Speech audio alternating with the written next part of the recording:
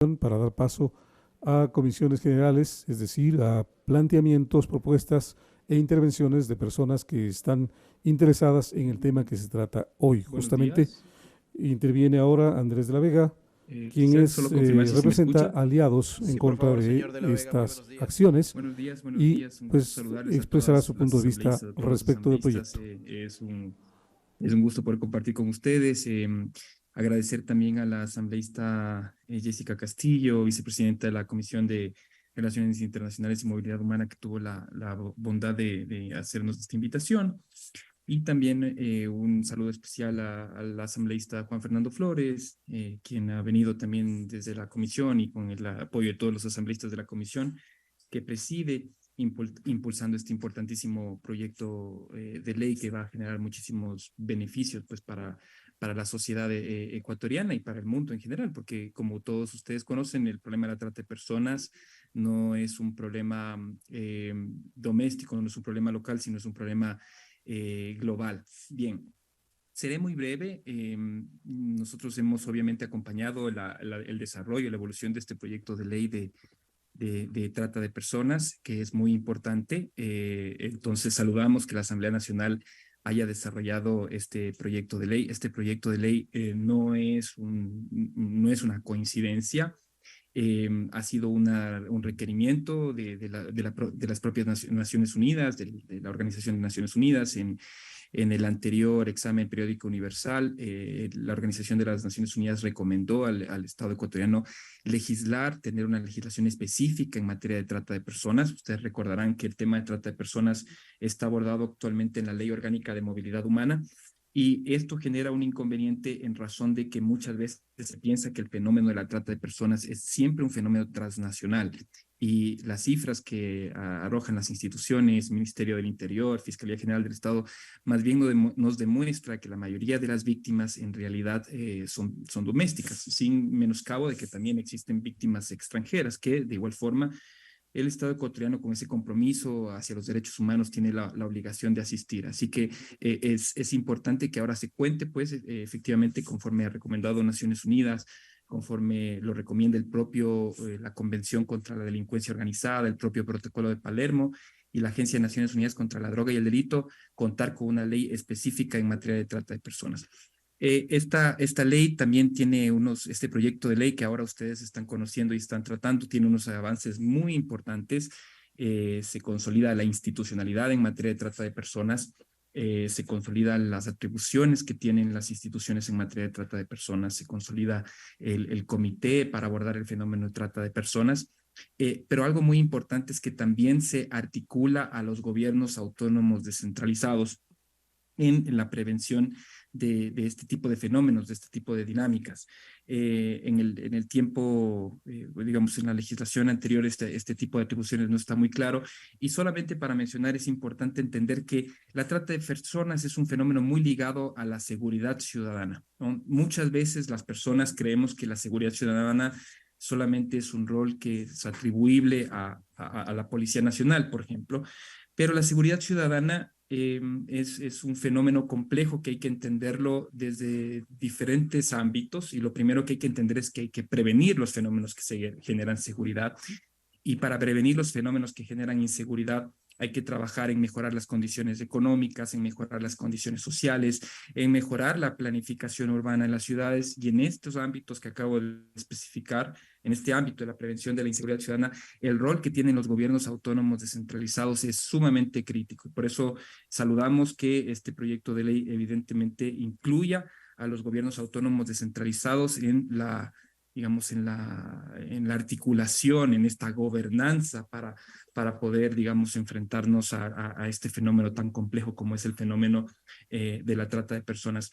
Luego también saludamos la estructuración de este proyecto de ley. Efectivamente existe digamos, una clara división entre lo que es la trata de personas y el tráfico ilícito de migrantes, que como ustedes, señoras y señores asambleístas, conocen, Son dos fenómenos muy distintos, muy diferentes y que tienen que ser abordados con herramientas distintas. Entonces, la ley claramente establece esta división entre estos dos fenómenos que muchas veces se cruzan, muchas veces no se cruzan, son fenómenos autónomos, pero muchas veces se encuentran y por tanto es importante esta división que hace el proyecto de ley al momento de dividir, digamos, los dos ámbitos.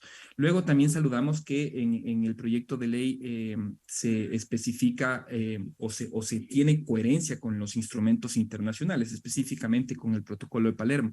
El Protocolo de Palermo, que es un protocolo que nace de la Convención contra la Delincuencia Organizada, habla de que efectivamente la gestión de la trata de personas tiene cuatro aristas. Una es la prevención, otra es la persecución, digamos, del delito de trata de personas, otra es la protección y asistencia a sus víctimas y finalmente la coordinación interinstitucional dentro del país y también la coordinación internacional. La ley replica esta estructura de este instrumento internacional que, como ustedes conocen, es ratificado por el Estado ecuatoriano desde hace aproximadamente 20 años.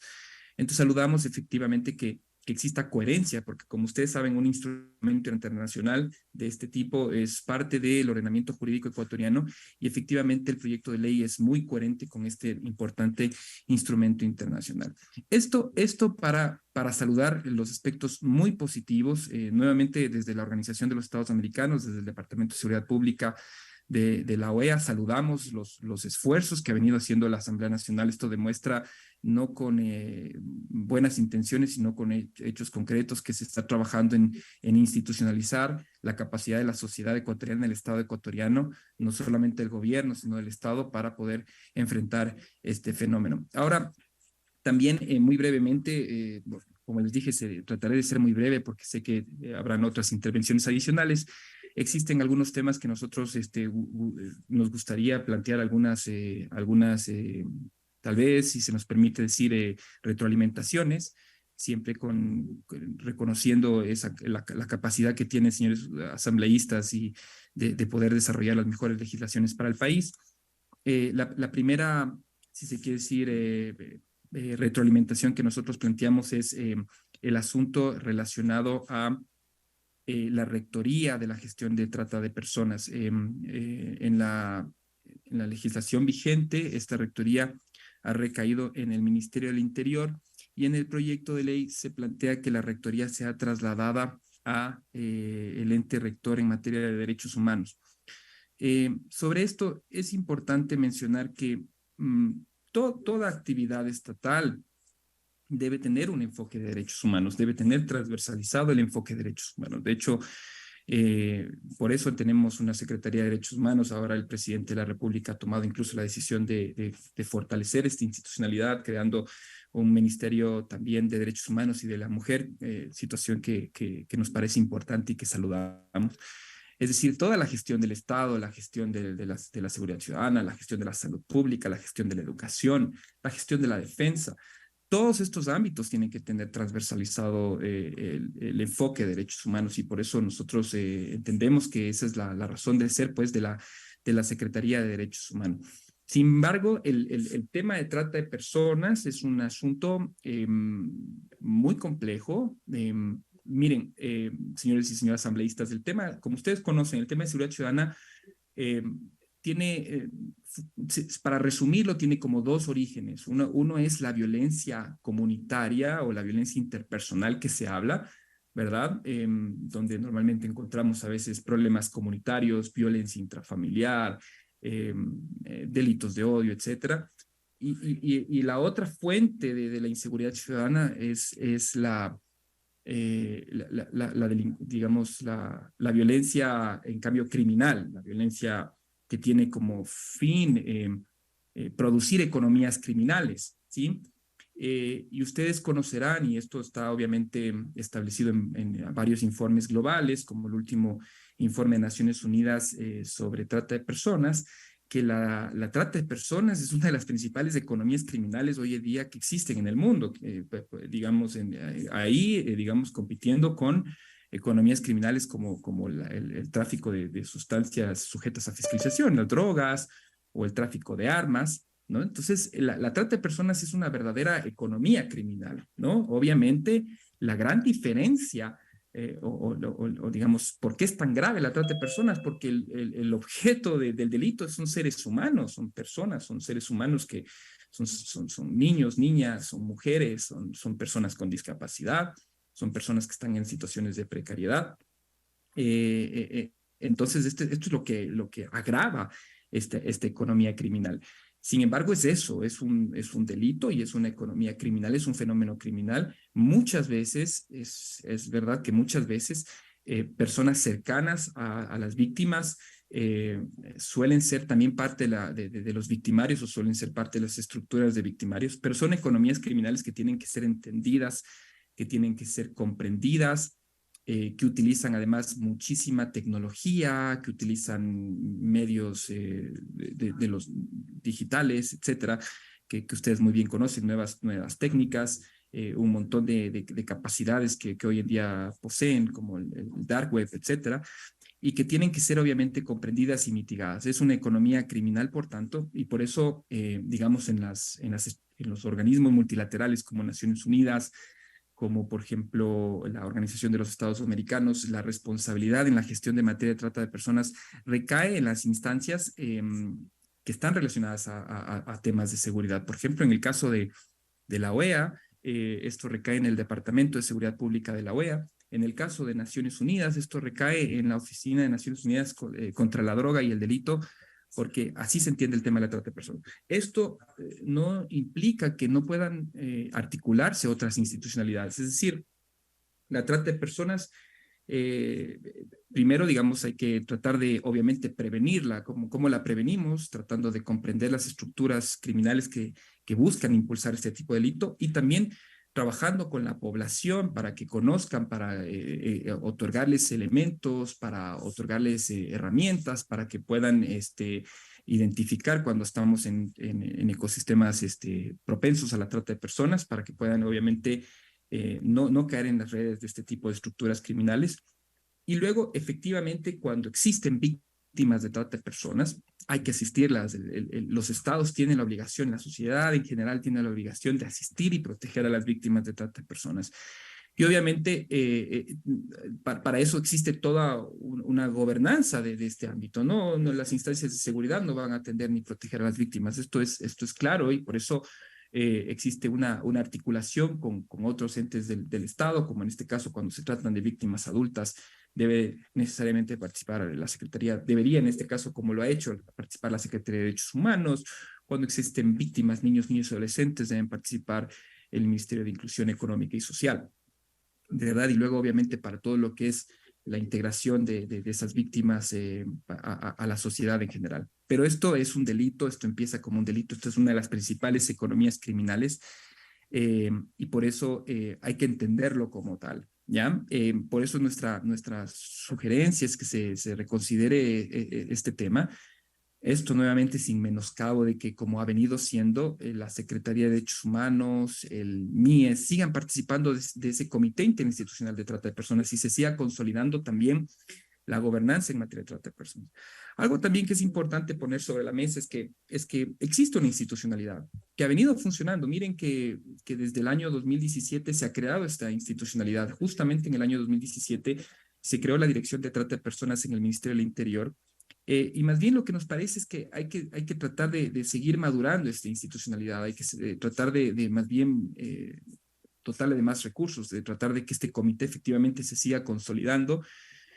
Nosotros saludamos los esfuerzos que a veces con recursos limitados se han venido desarrollando desde esta dirección, desde este comité interinstitucional sobre trata de personas y más bien lo que nos parece adecuado es que se busque fortalecer este tipo de institucionalidad antes que, digamos, empezar, digamos, la institucionalidad existente en otra instancia gubernamental. Esta es una de las observaciones que nosotros nos permitimos poner sobre la mesa con muchísimo respeto, señoras y señores asambleístas.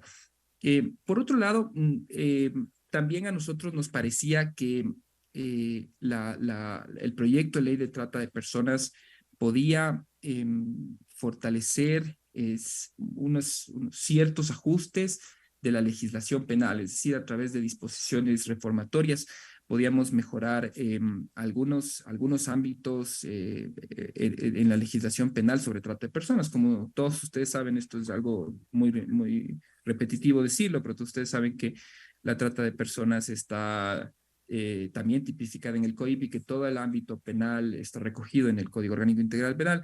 Sin embargo, hay ciertos temas que nosotros enviamos oportunamente a la comisión y que obviamente entendemos que esto no es tan sencillo, modificar este cuerpo legal no es sencillo. Sin embargo, nosotros sí teníamos algunas observaciones para mejorar la legislación penal, aprovechando que se está aprobando o está en proceso de aprobarse esta ley de trata de personas y que posiblemente a través de las disposiciones reformatorias se podía mejorar, ¿ya? Básicamente, solo por nombrar, igual quizás este no es el espacio para hacerlo de una forma tan específica, pero solo por nombrar algunas de estas retroalimentaciones, nos permitimos mencionar que por ejemplo, habíamos incluido, existe en el artículo 91 del COIP, una pequeña, una redacción que puede generar confusión, donde posiblemente se crea que siempre existe un grupo de gentes que son los que desarrollan los verbos rectores de la trata de personas, como la captación, el traslado, el reclutamiento, el acogimiento, etcétera, y otro que es el que se beneficia de la explotación. Cuando Señor de la Vega, esto si nos ayuda puede, concluyendo con su intervención, por favor. claro, claro que sí, cuando esto puede implicar, digamos, una misma persona. Una misma persona puede ser la que comete la trata y esa misma persona puede ser la que se beneficia de la explotación. Y bueno, como el tiempo se nos acortó, un segundo tema que nos parece muy importante también es que en caso de niñas, niños y adolescentes se clarifique asimismo en el Código Orgánico Integral Penal, en el artículo 91, que no es necesario justificar la existencia de un medio para establecer la comisión del delito. Eso tampoco está totalmente claro en el artículo 91 y nos parece que es muy importante incluir. Yo nuevamente les agradezco muchísimo, esperamos haber aportado con estos comentarios y nuevamente saludamos el esfuerzo que viene haciendo la Asamblea Nacional para aprobar esta importantísima ley. Muchísimas gracias. Agradecemos la participación del señor Andrés de la Vega,